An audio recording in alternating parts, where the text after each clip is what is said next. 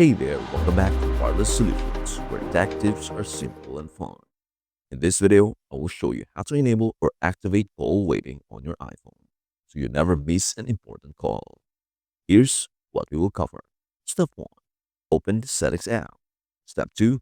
Go to the phone settings. Step 3. Turn on call waiting. Let's dive right in. Step 1. Open the Settings app. Start from your iPhone's home screen and tap the Settings app. Here's the one with the gray gear icon. Step 2. Go to the phone settings. Scroll down until you see phone.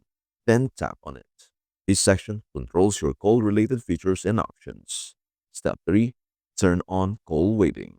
Inside the phone settings, find and tap call waiting. You will see a toggle switch next to it. Slide it to the right to turn it on. Once the switch turns green, call waiting is now activated.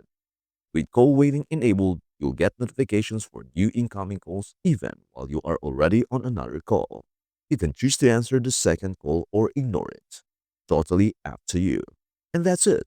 You have successfully activated call waiting on your iPhone.